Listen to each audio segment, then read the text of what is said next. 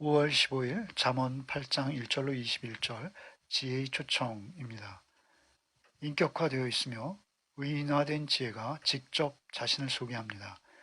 세상의 어떤 것보다 자신을 사랑하는 것이 의의 길, 부유함과 풍성함을 보장하는 길, 열매를 많이 맺는 인생길을 가게 될 것이라 라고 설명하며 초청하십니다.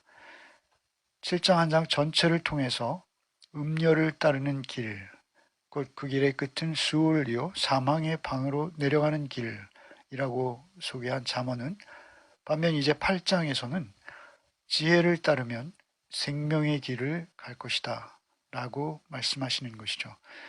먼저 1절로 5절 말씀을 읽겠습니다. 인생을 향한 지혜의 간곡한 공개 초청이죠. 1절로 말씀부터 읽겠습니다. 지혜가 부르지 아니하느냐, 명철이 소리를 높이지 아니하느냐. 그가 길가의 높은 곳과 내거리에 서며 성문 곁과 문어기와 여러 출입하는 문에서 불러 이르되 사람들아 내가 너희를 부르며 내가 인자들에게 소리를 높이노라. 어리석은 자들아 너희는 명철할지니라.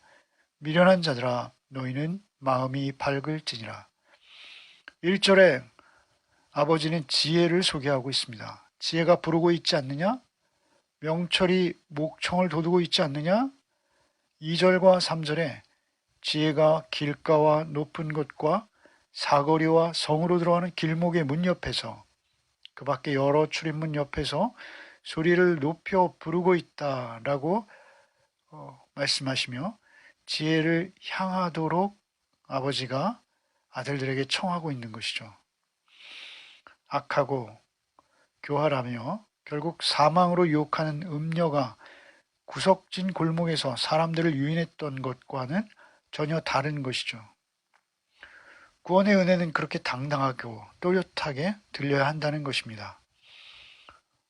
지혜는 목청을 돋우어서 그들을 길가, 높은 곳, 내거리, 성문 곁, 그리고 여러 문어기 출입하는 곳마다 서서 젊은이들을 부르고 있죠. 세상 모든 일을 향해 부르고 있습니다. 예수께서 자신의 교훈에 대해서도 요한복음 18장에 이렇게 말씀하십니다. 그 20절에 내가 드러내놓고 세상에 말하였노라. 모든 유대인들이 모이는 회당과 성전에서 항상 가르쳤고 은밀하게는 아무것도 말하지 아니하였거늘 이렇게 말씀하셨죠. 그리고 오늘 본문 이어지는 4절부터는 직접 지혜가 1인칭 시점으로 사람들을 향해 말하기 시작하는 것이죠. 아버지가 그 지혜를 향하라 내거리에 서서 또 여러 출입하는 문에 서서 불러 이르되 하고 이제 4절부터는 지혜가 직접 말씀하시는 것이죠. 사람들아 내가 너희를 부르며 내가 인자들에게 소리를 높이노라. 이제 여기서부터 31절까지는 어떤 신적인 지혜가 직접 합법으로 사람들을 상대로 말씀하기 시작하시는 것이죠. 내가 너희를 부르면은 자신의 소리를 들을 수 있는 자와 자신의 관계를 너와 나로 부르는, 그래서 내가 너희를 부르며 라는 것은 굉장히 인격적으로 친밀한 관계를 드러내는 표현입니다. 이렇게 부를 수 있는 것은 아주 맹목적이고 비인격적인 부름이나 소리가 결코 아닙니다. 절대 인간적인 관계를 전제한 그런 의미 있는 부름이요 음성인 것이죠. 반면 이어서 인자들이라는 표현이 등장합니다. 앞선 사람들과 함께 인자들이라는 표현은 인류 전체를 향한 부름이라는 점입니다. 그러나 또 다른 더욱 깊은 의미를 인자들이라는 표현에는 담고 있습니다. 이것은 히브리어로 베네 아담이라는 인자들이라는 그러한 단어는 말이죠. 아담의 아들들이라는 의미가 있습니다. 특별히 범죄한 아담의 후손, 죄성을 지니고 있을 뿐 아니라 타락으로 멸망할 운명의 노인, 지성까지 부패하여서 지혜의 말씀에 귀 기울이기 힘든 귀가 어두워진 인간의 비참한 현실을 반영한 그러한 어휘이죠. 인자, 베네아담.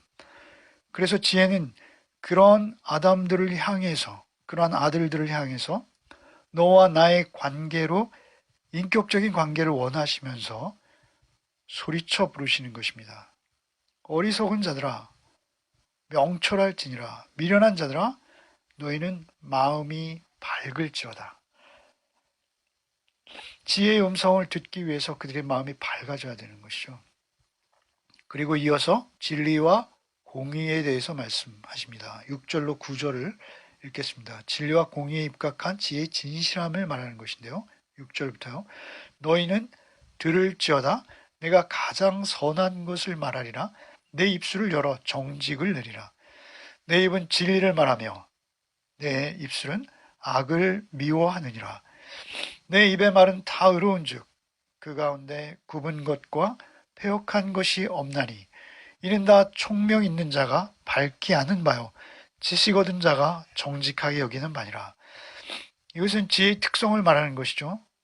역시 지혜에게 듣는 것이 중요한데 지혜는 지혜 스스로 자신의 모습을 드러내고 있는 것입니다. 선한 것, 중요한 것, 고귀한 것, 뛰어난 것 이런 의미입니다. 정직은 올바르다, 바르다 이런 의미죠. 특별히 지혜는 자신의 입으로 진리만을 말한다라고 선언하세요. 진리, 에메트.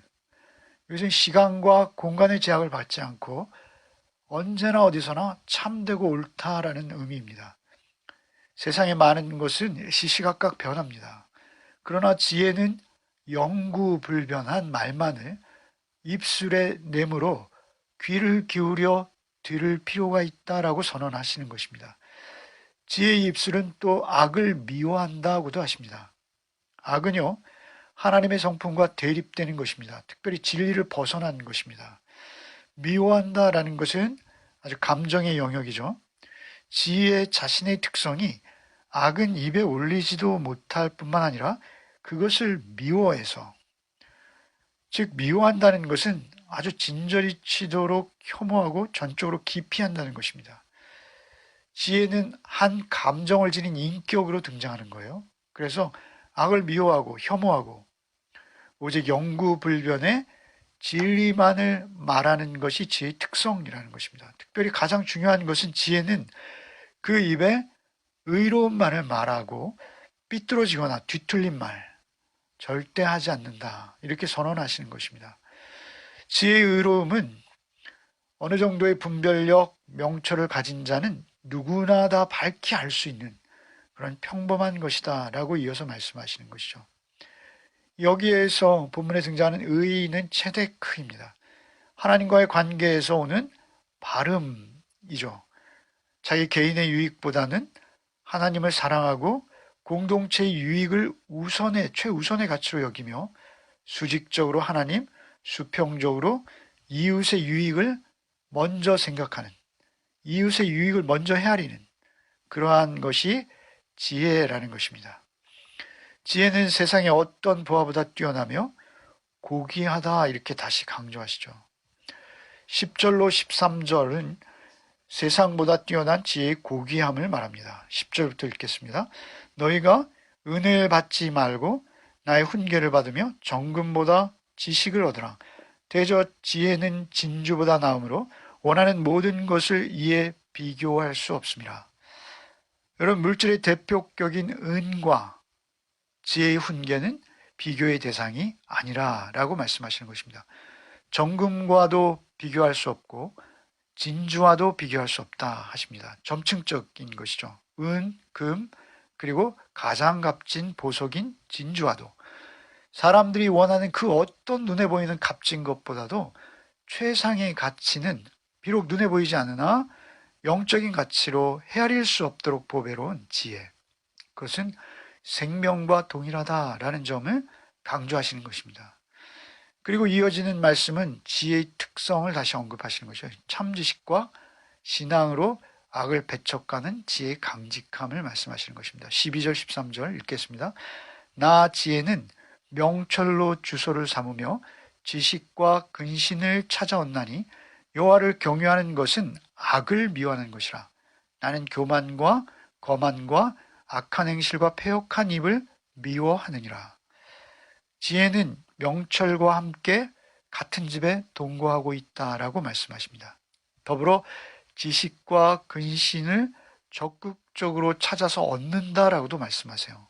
그러니까 즉 지혜는 지식과 근신을 힘써 추구한다는 것입니다.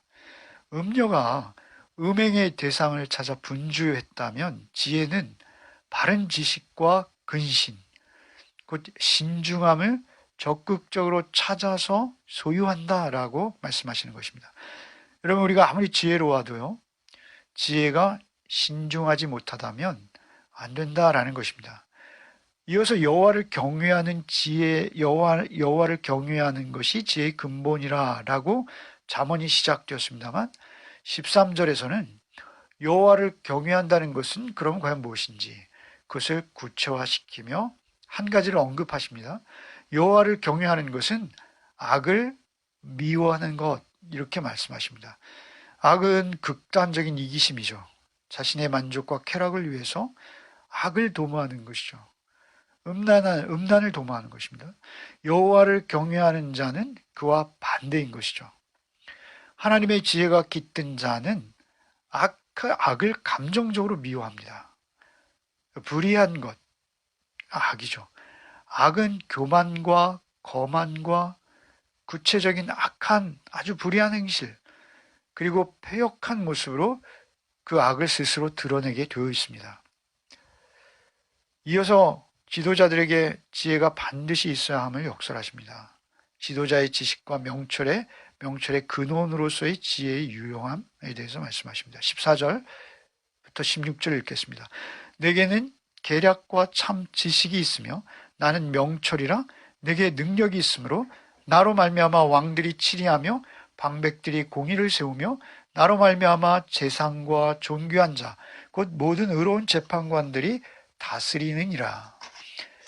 지혜는 계략도 능력도 있다 하십니다. 계략이라는 단어는 충고, 계획, 모사, 방책 이런 의미입니다. 모세에게 백성들을 지혜롭게 재판할 수 있도록 이끌어준 이드로의 조언을 말할 때 이 단어가 사용됩니다. 르호보암에게 조언했던 그 지혜로운 노인들의 충고에도 바로 이 단어가 사용되고 있죠.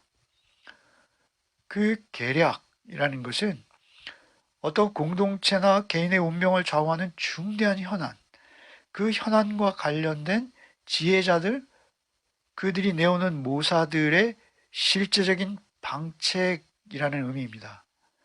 그러니까 지혜는 실제 삶과 밀접하게 직면돼 있어요. 어떤 문제를 타개하고 더 나은 미래를 열어가는 열쇠가 지혜다라고 말해요. 열쇠와 같다라는 것이죠. 지혜가 능력이 있다고도 말씀하세요. 이것은 지혜는 아주 실제적으로 삶과 밀접한 관련을 가지고 삶을 복되게 하는 능력이 있다는 것입니다.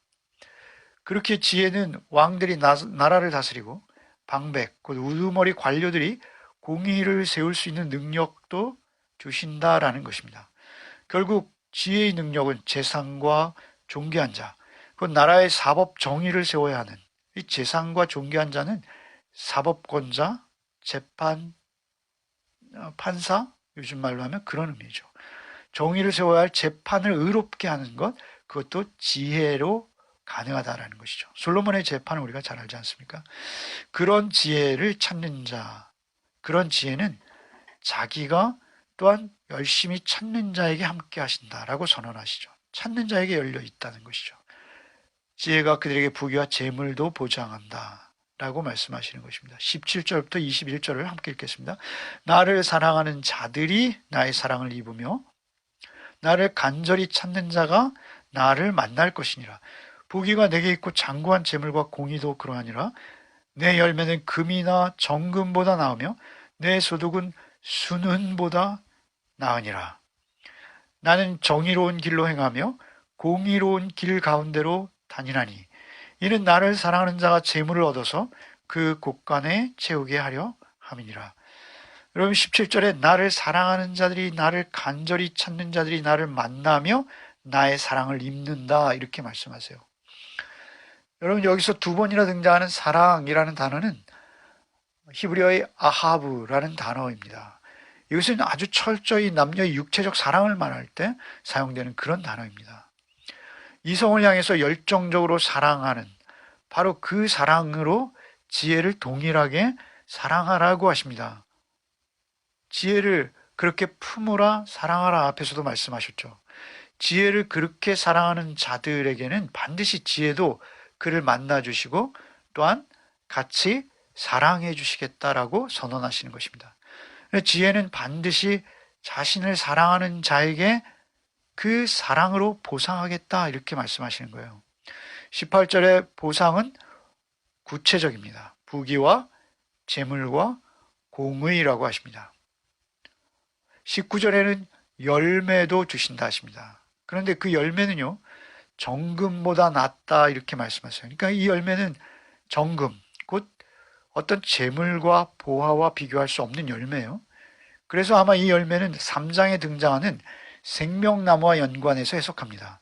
생명의 열매를 주신다는 것이죠. 또한 더불어 지혜가 주는 소득은 순운보다 낫다라고 하십니다. 그리고 20절의 지혜는 정의와 공의로 살아가게 하신다라고 말씀하십니다. 지혜가 공의와 정의로 살게 하시는 거예요. 체데크, 미시파트. 여러분은 이거 굉장히 중요하죠. 하나님은 공의와 사랑의 하나님이시죠. 하나님의 인격과 성품의 첫 번째 특징입니다. 하나님의 형상이 곧 공의와 정의입니다.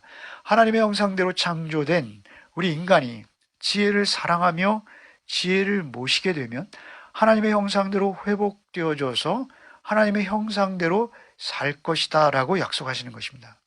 특별히 21절에 재물을 얻어서 곳간을 채우게 하신다라고 말씀하십니다. 여기서 재물은요, 히브리어의 예시라는 단어인데요. 이것은 어떤 탁월한 존재라는 문자적 의미가 있습니다. 여기서 재물은요, 세속적인 척도의 값비싼 재물만이 아니라 지혜를 통해서 얻는 아주 지고한, 지순한, 신앙적 덕목으로서의 재산을 의미하기도 합니다. 여기서 그것을 얻는다라는 이 히브리어는 유산을 상속받는 것입니다. 그래서 지혜의 길을 따라 순종하며 실천하는 자에게 하늘의 상급으로서 아버지가 그 가장 사랑하는 아들에게 자신의 귀한 재물을 물려주듯 그렇게 하나님의 성품도 그들에게 상속되어진다라는 것이죠. 그것이 재물이라는 것입니다. 하나님의 지혜 안에 지혜와 함께 지혜를 사랑하며 살아가는 것, 가장 큰 복입니다. 그보다 복된 것은 없습니다. 세상의 어떤 것과도 비교되지 않는 복이죠. 오늘도 우리 열매가족 여러분, 그 복을 누리시는 하루가 되시기를 바랍니다. 기도하겠습니다. 주님, 우리가 눈앞에 보이는 재물, 유익만을 쫓는 자가 되지 않게 하여 주옵소서. 하나님의 지혜, 하나님의 성품 안에서 늘 지혜의 음성에 귀 기울이며 지혜에 순종하며 또한 근신하며 겸손히 지혜와 함께 복된 삶을 살게 하여 주옵소서. 예수 그리스도 이름 받들어 기도하옵나이다. 아멘.